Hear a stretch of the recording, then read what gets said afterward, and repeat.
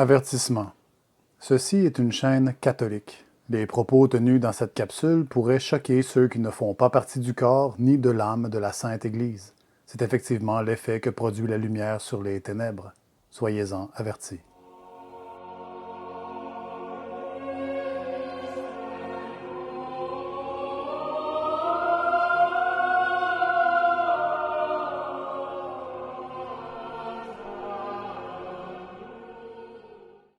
Globalement, l'homme réagit de trois manières lorsqu'il est confronté à la vérité de la foi catholique. Il peut soit la dédaigner, soit s'y opposer ou encore accepter de s'y conformer par humilité.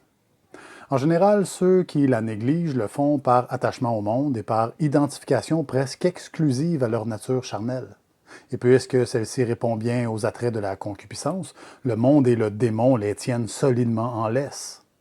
Ils ne veulent surtout pas s'embêter d'une foi, de pratique, qui les restreindrait dans leur conception biaisée de la liberté et qui les pousserait à réformer leur manière superficielle de vivre. C'est pourquoi ils tiennent tant l'Église en horreur. La lumière est venue dans le monde, et les hommes ont mieux aimé les ténèbres que la lumière, car leurs œuvres étaient mauvaises. Quiconque commet le mal est la lumière et ne vient pas à la lumière, de peur que ses œuvres ne soient démontrées coupables. Ils estiment alors préférable de faire comme si Dieu n'existait pas. Toute conversation profonde sur ces sujets les rebute au plus haut degré et leurs ambitions ne se limitent qu'à jouir de toutes les vanités que ce monde peut leur offrir. Malheureusement pour eux, même s'ils le nient, l'âme existe effectivement. Leur comportement témoigne surtout d'une souffrance dissimulée, d'un mal-être spirituel qui s'exprime par une fuite inconsciente de leur responsabilité face au Seigneur, c'est-à-dire le refus de faire sa volonté, de porter leur sainte croix. Ils se sont bouchés les oreilles, ils ont fermé les yeux, de peur que leurs yeux ne voient, que leurs oreilles n'entendent, que leur esprit ne comprenne, qu'ils ne se convertissent et que je ne les guérisse. Évidemment, il est impossible de se cacher du Seigneur, ni de le fuir. Tôt ou tard, nous avons à assumer les conséquences de nos actions, comme celles de nos omissions d'ailleurs. Il est donc nettement préférable de ne pas se voiler bêtement la face, car personne n'échappe à la justice de Dieu. Où irai-je loin de votre esprit? Où fuirai-je loin de votre face? Si je monte aux cieux, vous y êtes. Si je descends dans le séjour des morts, vous voilà. Si je prends les ailes de l'aurore et que j'aille habiter à l'extrémité de la mer, là aussi votre main me conduira et votre droite me saisira. Je prie vraiment tous les jours pour que les hommes qui sombrent dans des abîmes de négligence se repentent avant qu'il ne soit trop tard. Maintenant, en ce qui concerne ceux qui s'opposent plus ou moins à la révélation, dont la plénitude du dépôt se trouve dans l'Église catholique, ils le font principalement pour se donner bonne conscience de vivre suivant leur propre conception et interprétation des choses, en relation avec leur sensibilité personnelle qu'ils ne veulent surtout pas froisser. Alors, soit ils se construisent de toutes pièces une spiritualité quelconque, souvent inspirée d'éléments culturels et mythiques divers amassés ici et là au gré de leur parcours, ou encore ils magasinent et adhèrent simplement à un système de croyances déjà existant, dans lequel ils tirent une certaine satisfaction, développent un sentiment d'appartenance et d'accomplissement. Il viendra un temps où les hommes ne supporteront plus la saine doctrine, mais au gré de leur propre caprice, avec la démangeaison d'entendre des choses agréables, ils se donneront maître sur maître, ils détourneront leurs oreilles de la vérité et se tourneront vers des fables. Cette forme de néo-paganisme fortement influencé et promu par les esprits déchus est grandement répandue aujourd'hui. À la suite de la destruction méthodique de la société chrétienne par les sectes lucifériennes maçonniques au courant des derniers siècles, ces formes de spiritualité, si on peut dire ça ainsi, prétendent répondre aux besoins de l'homme de se nourrir de toute parole qui sort de la bouche de Dieu, même si c'est de manière nettement insuffisante et surtout illusoire. Par cette imposture, l'identité de notre Père qui est aux cieux est en quelque sorte usurpée au profit d'idoles, souvent l'homme lui-même. Ça constitue un crime très grave, en fait. Prenez garde que personne ne vous séduise par la philosophie et par de vaines subtilités selon la tradition des hommes, selon les éléments du monde et non selon le Christ. Nous sommes faits exclusivement pour manger le pain du ciel, la chair de notre Seigneur Jésus-Christ. Par conséquent, ingérer une nourriture autre constitue nécessairement un très mauvais régime spirituel. Ça semble bon à prime abord, mais à long terme, c'est très néfaste et parfois même indigeste. C'est l'équivalent que de manger du McDo tous les jours, plusieurs fois par jour, gare la crise de cœur et tout autre problème de santé connexe. Jésus nous disait bien, ouvrez l'œil et méfiez-vous du levain des pharisiens et des sadducéens. Alors oui, il faut se méfier de toute personne qui s'improvise maître, guide, coach de vie et spiritualiste de tout horizon, surtout sur Internet, qui verse dans le gnosticisme et le spiritisme. On a quelques influenceurs au Québec et en France aussi, je suppose, qui versent dans ces domaines. Vous saurez les identifier vous-même. Car bien que leur menu puisse sembler appétissant, facilement accessible partout, à toute heure du jour et de la nuit, pour les petits et les gros budgets, ce fast-food douteux finira tôt ou tard par vous tuer, soyez-en certains. L'Esprit dit expressément que, dans les derniers temps, certains abandonneront la foi pour s'attacher à des esprits séducteurs et à des doctrines de démons, par l'hypocrisie de faux docteurs marqués au fer rouge dans leur propre conscience. Ces gens-là détestent profondément la religion catholique et ne manquent certainement pas une occasion de la dénigrer, surtout en se victimisant. Voilà bien l'aveu de leur culpabilité.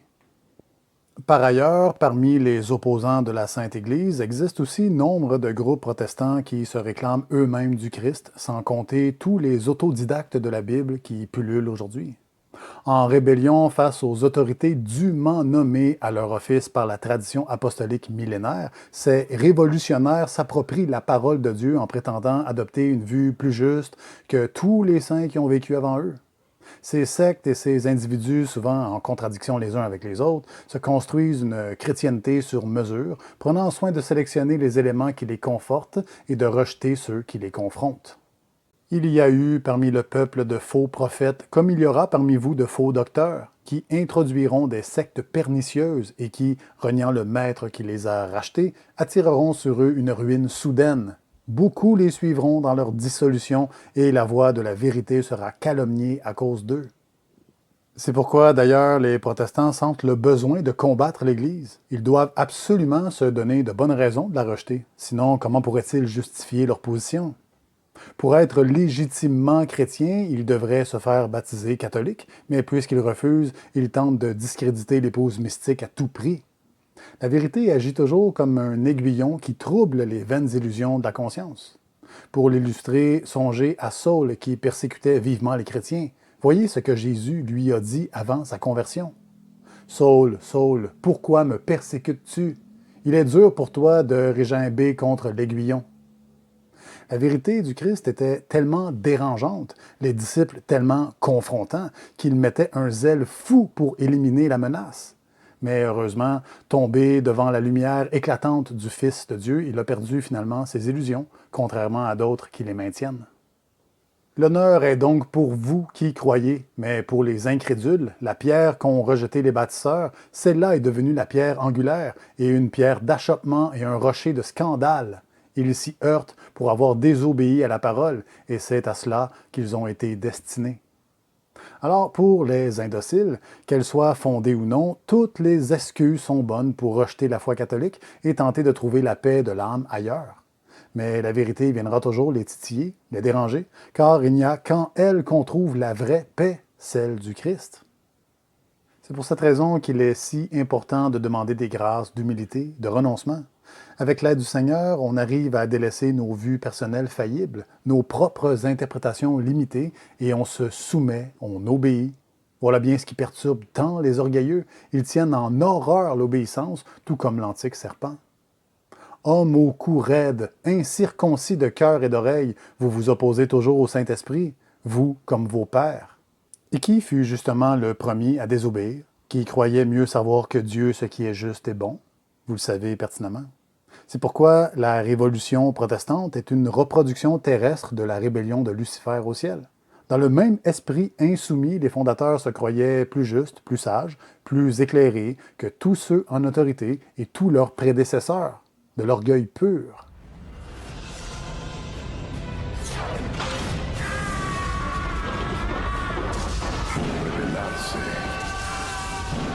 Lucifer fue expulsado Y todos los ángeles que estaban con él salieron del cielo. Y todos los ángeles caídos se volvieron demonios.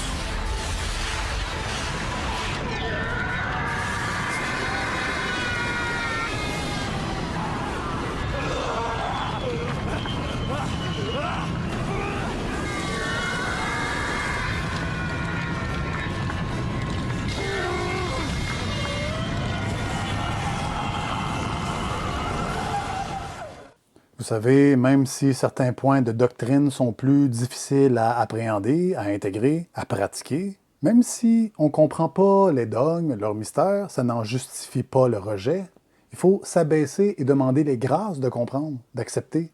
On peut consulter de bons prêtres, de bons ouvrages si quelque chose nous échappe. Combien de fois saint Paul, dans ses épîtres, a dû admonester les fidèles parce qu'ils s'égaraient? C'est par charité qu'il les ramenait. Je me réjouis maintenant, non de ce que vous avez été attristés, mais de ce que votre tristesse vous a porté au repentir. Car vous avez été attristés selon Dieu, en sorte que vous n'avez reçu de notre part aucun dommage. La tristesse selon Dieu produit en effet un repentir salutaire qu'on ne regrette pas. La tristesse du monde, elle, produit la mort. Ce n'est pas la vérité qui doit s'adapter à l'homme, c'est à l'homme de s'adapter à la vérité et de réformer sa conduite en conséquence. Voilà une leçon pour les rebelles. Mais vous voyez bien comment le malin cherche à inverser tout principe de vérité? Quand on voit la marque de cette inversion, on comprend de qui ça vient. C'est l'ivraie semé de nuit par l'ennemi. Malheur à ceux qui appellent le mal bien et le bien mal, qui changent les ténèbres en lumière et la lumière en ténèbres, qui changent l'amer en doux et le doux en amer. Malheur à ceux qui sont sages à leurs yeux et intelligents à leur propre jugement. Vous savez, sur cette chaîne, je ne parle pas en mon propre nom. Cette doctrine, c'est pas la mienne, c'est celle de l'Église catholique. Pour ma part, je partage simplement l'enseignement des pères et des saints que je m'efforce moi-même d'appliquer. Les bons fruits de l'Esprit Saint se manifestent toujours dans l'obéissance, la soumission et l'humilité, par amour de Dieu et du prochain. Celui qui parle de lui-même cherche sa propre gloire, mais celui qui cherche la gloire de celui qui l'a envoyé, celui-là est véridique, et il n'a point en lui d'imposture. Bon, je sais pertinemment que ces propos peuvent faire réagir ceux qui se sentent concernés, mais chacun doit discerner si, oui ou non, sa doctrine est fondée sur son propre jugement, sa perception personnelle ou celle de l'Église. Est-ce qu'il suit un esprit de rébellion, ou encore, comme certains préfèrent le rationaliser, de réforme? Si oui, ça serait d'inspiration luciférienne. Étant moi-même pécheur, je comprends parfaitement que la vérité trouble l'orgueil, mais par charité, il vaut mieux susciter l'indignation pour la justice de Dieu que de conforter les gens dans leurs mensonges par respect humain. Mieux vaut réprimande ouverte qu'amour dissimulé. Fidèles sont les coups d'un ami, mensongers les baisers d'un ennemi. Ce bon vieux proverbe résume tout. Rappelez-vous quand Jésus parlait de sa chair à manger, de son sang à boire dans l'Évangile de Saint Jean. Combien étaient complètement scandalisés par ces paroles? Bien que ça dérangeait, il persistait à dire la simple et pure vérité. On lit, après l'avoir entendu, beaucoup de ses disciples dire « Elle est dure cette parole, qui peut l'entendre? » Oui, effectivement, c'est l'effet que provoque la vérité sur l'homme pécheur. On le disait dans la précédente capsule, la vérité choque, trouble, fâche. Malgré tout, ce qui caractérise le vrai disciple, c'est l'acceptation complète de la vérité, même si elle perturbe à prime abord. Il ne prend pas la vérité en morceaux, pas à moitié, pas au quart, pas seulement à sa convenance. Il prend la vérité toute entière ou il ne la prend pas du tout. Il n'y a pas de compromis à faire. Qui n'est pas avec moi est contre moi, et qui n'amasse pas avec moi dissipe.